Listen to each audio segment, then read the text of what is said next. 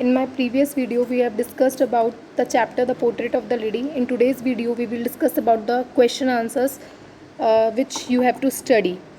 The first question is the three phases of the author's relationship with his grandmother before Lai left else country to study abroad. तीन faces कौन से थे relationship के उसके grandmother's के साथ कि जब वो कंट्री छोड़ के गया था, उन लोगों के बीच में थे. The three faces of the author's relationship with his grand mother before he left the country. वो कंट्री छोड़ के जाने से पहले जो थे वो कौन से थे? द थ्री फेसेस, पहला है एक चाइल्डहुड, दूसरा है बॉयहुड, तीसरा है अर्ली यूथ. तो चाइल्डहुड में क्या था? When he went to the village school and grandmother helped him to get ready. बचपन में जब वो गाँव में रहता था, उसकी दादी उसको क्या करती थी? मदद करती थी और उसे स्कूल तक छोड़ के आती थी. दूसरा boyhood, when he went to the city school in a bus. दूसरा बॉयहुड मतलब जब वो बड़ा हो गया, सिटी में चला गया था, उसके बाद जब वो स्कूल बस से स्कूल जाता था, वो अपनी ही shared a room with a grandmother but she could not no longer help him in the studies. बचपन में पहले वाले फेज में उसकी दादी उसकी पढ़ने में मदद कर पाती थी. जो दूसरी वाला है उसमें बॉयहुड में वो अपनी दादी के साथ एक रूम तो शेयर करता था, लेकिन उसकी दादी उसको पढ़ने में मदद नहीं कर पाती थी.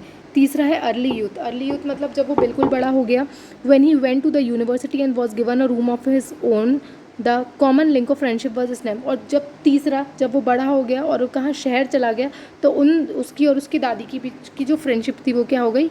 एकदम से ख़त्म हो गई. ख़त्म क्यों हो गई? क्योंकि उनके बीच की जो दोस्ती थी, उन लोगों में दूरी आ गई थी. वो शहर में रहने लगा था, यूनिवर्सिटी में पढ़ने लगा, तो दादी घर पे ही थी. सेकेंड क्वेश्चन है three reasons why the author's grandmother was disturbed when I am started going to city school. तीन रीजन्स की उसकी जो दादी थी उनको क्यों बुरा लग रहा था कि वो सिटी स्कूल में जाके पढ़ रहा था. तो the three reason why the author's grandmother was disturb when he started going to the school, city school. पहला है she hated western science and learning, क्योंकि उन्हें जो पश्चिमी मॉडर्न साइंस और मॉडर्न चीज़ों को पढ़ाया जाता था वो पसंद नहीं आता था. दूसरा, she was pain to know that there was no teaching of God and scriptures there. दूसरी चीज़, उन्हें ये चीज़ देख के बहुत बुरा लगता था कि उन्हें स्कूलों में भगवान के बारे में या अध्यात्म की बात कुछ नहीं पढ़ाया जाता. तीसरा, she was allergic to music. She thought it was not meant for decent people and gentle folk. It was the monopoly of prostitutes and beggar. और तीसरा, उन्हें ऐसा लगता था कि उन्हें म्यूज़िक पसंद नहीं था. जो म्यूज़िक है या जो गाना है वो कौन लोग करते थे? वो वही लोग सुनते थे या वही लोग एक दूसरे को सुनाया करते थे. या तो बैगर गाते थे या फिर प्रोस्टिट्यूट्स या फिर जो लोग अच्छे नहीं होते उनके लिए होता है. तीसरा क्वेश्चन होता है three ways in which the author's grand mother spend her days after he grew up. किन तीन तरीके से ऑथर की ग्रैंड मदर ने अपने दिन बिताने शुरू करे जब वो बड़ा हो गया था. तो पहला है she lived alone in her room as she accepted her loneliness quietly. वो अपने कमरे में अकेले रहने लगी क्योंकि उन्हें लगता था अब उन्हें अकेले ही रहना. उस चीज़ को उन्होंने क्या कर लिया था? स्वीकार कर लिया था. सेकेंड है she set at her spinning wheel reciting prayers. वे अपनी स्पिनिंग व्हील पे बैठी रहती थी और अपनी क्या गाती रहती थी? प्रेयर्स को चैंट करती रहती थी. तीसरा, in the afternoon she would feed the sparrows for half an hour. दोपहर के टाइम पे वो आधे घंटे के लिए चिड़ियों को दाना डालने लगी थी. चौथा क्वेश्चन है the old odd veg in which the author's grand mother behave just before she died. वो कौन कौन से तरीके थे या किन अजीब तरीक़ों से उसकी दादी माँ बिहेव करने लगी थी जब वो मरने वाली थी? जस्ट बिफोर हर डेथ, उनकी डेथ से जस्ट पहले the grandmother refuse to talk to them. उनकी दादी माँ ने उनसे बात करने को मना कर दिया था. Since she has omitted pray the previous night why she was singing songs of home coming and beating the drum. और अजीब क्या था, वो रोज़ प्रार्थना करती थी लेकिन उस रात के पहले उन्होंने प्रार्थना नहीं की थी. जबकि वो घर आने के या फिर ड्रम को बजा रही थी, वो घर आने के क्या कर रही थी? गाने गा रही थी. She ignored their protest. She lay peacefully in bed praying and telling beads. और वो अपने बेड पे आराम से सो रही थी और अपनी प्रार्थनाएं उन लोगों को सुना रही थी या अपनी जो चीज़ें उन्होंने महसूस की थी उनके बारे में बात कर रही थी. चौथा है the way in which the sparrows expressed their sorrow when the author's grandmother died. जो चिड़िया हैं उन्होंने कैसे अपना दुख जाहिर किया था जब उनकी ग्रैंड मदर की डेथ हो गई थी. तो आंसर है thousands of sparrows sat silently surrounding the dead body of the author's grandmother. There were no chirping. The author's mother threw some crumbs of bread to them. They took no notice of them. As soon as the grandmother's corpse was carried away, they flew away quietly. Thus the sparrows expressed their sorrow.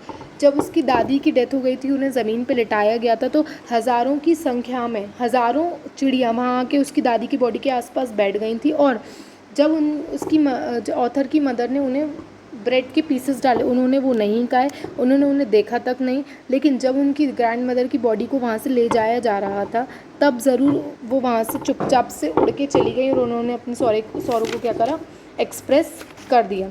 ये थे short answers. अब हैं आपके long answers. तो पहला question है, the author's grandmother was a religious person, what are the different ways in which we come to know this.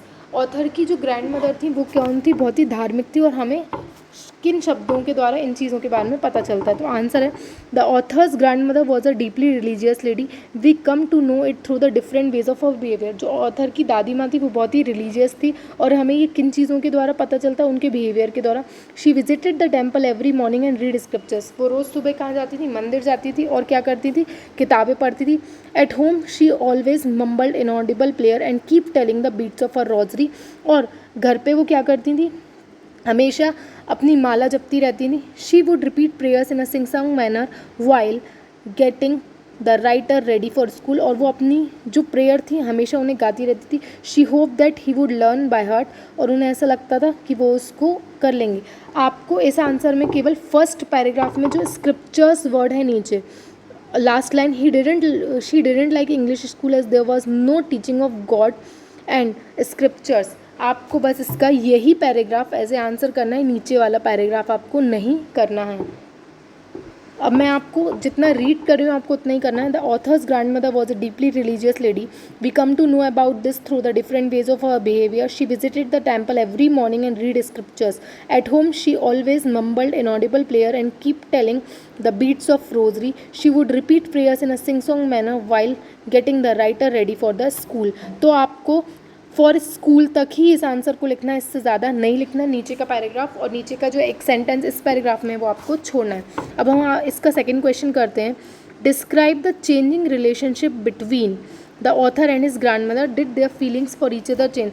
आपको author की और ग्रैंड मदर का जो रिलेशनशिप बदला, उस बदलाव के बारे में इसमें लिखना है। तो आप यहाँ पे लिखोगे, during the boyhood the author was completely dependent on his grand mother. जब ऑथर छोटा था तो वो पूरी तरीके से अपने ग्रैंड मदर पे क्या था, डिपेंडेंट था। She was a part of life, वो उसकी ज़िंदगी का हिस्सा थी। The turning point in their friendship came when they went to city. उनके दोस्ती में बदलाव कब आया, जब वो शहर पहुंच गए। She could no longer accompany him to school as he went there by bus. वो उसको जब वो बड़ा हो गया स्कूल छोड़ने नहीं जा पाती थी, जबकि क्योंकि वो बस से जाता था। They share the same room but could not help him in the study. वो दोनों एक ही रूम में रहते थे, लेकिन वो दोनों उसकी मदद नहीं कर पाते थे। She would ask him what the teachers had taught. और वो उससे पूछती थी कि टीचर्स ने तुम्हें क्या पढ़ाया। She did not believe. आपको इस वाले आंसर में भी जो फर्स्ट पैराग्राफ है उसमें जहाँ मैं पढ़ रही हूँ, she did not believe in the things that were taught at school and she was distress that there was no teaching about God and scriptures. इसमें भी बस स्क्रिप्चर्स तक ही करना है, इससे ज़्यादा नहीं करना। थर्ड क्वेश्चन है, would you agree that the grandmother was a person strong in character, if yes give the instances. आपको क्या लगता है कि जो दादी माँ थी वो बहुत ही स्ट्रॉन्ग पर्सन थी, तो आपको कुछ शब्दों के द्वारा इन्हें बताना होगा। इस आंसर के लिए भी आपको केवल जो फर्स्ट पैराग्राफ है, yes I agree that the author's grandmother was a person strong in character, she was a strong women with strong beliefs, although she was not formally educated, she was serious about the author's education, she could not just. इसमें भी आपको बस first paragraph ही पढ़ना है, उसके अलावा नीचे जो 2 पैराग्राफ है वो नहीं करना। आपको टीचिंग इन द स्कूल तक इस चीज़ को क्या करना है, लिखना है। लास्ट है, have you known someone like the author's grandmother, do you feel the same sense of loss with regard to someone whom you have loved and lost. इस आंसर में वो ये पूछ रहा है, क्या आपको लगता है कि आप ऑथर की दादी माँ जैसे किसी इंसान से मिले हैं, और अगर आपको ऐसा लगता है तो आप उनके बारे में कुछ लिखिए कि वो आपको प्यार करते थे या आपके और उनके बीच में कोई बॉन्ड नहीं था। तो yes I have known my grandfather who love me deeply. इसमें भी आपको up in the early morning, 4th line में up in the early morning इतना ही आंसर लिखना है। अब इस आंसर में क्या है, येस मैंने भी मेरे दादाजी को जाना है जो मुझे बहुत प्यार करते थे, मेरी देखभाल करते थे। उन्होंने आर्मी में काम किया है कम से कम 20 सालों के लिए। जब मैं बच्चा था, स्कूल जाता था, वो बहुत एक्टिव स्मार्ट थे। एक्टिव और स्मार्ट मतलब चल फिर सकते थे, सारे काम खुद कर सकते थे। He inspired us to get up early in the morning. यहाँ तक आपको करना है, वो हमें भी बोलते थे सुबह जल्दी उठना चाहिए। तो ये जो लॉन्ग आंसर्स हैं चारों, मैंने आपको इसमें जितना जितना बोला है आपको उतना ही पढ़ना है, उससे ज़्यादा नहीं पढ़ना है। आप प्लीज़ अब क्वेश्चन आंसर्स को याद करना शुरू करिए। जब आपके स्कूल रीओपन होंगे तब आपके कभी भी टेस्ट हो सकते हैं। आई होप जो मैंने आपको समझाया वो समझ में आया, और लॉन्ग आंसर्स में उतना ही करना है जितना मैंने आपको अभी रीड करके बताया है। So thank you and take care.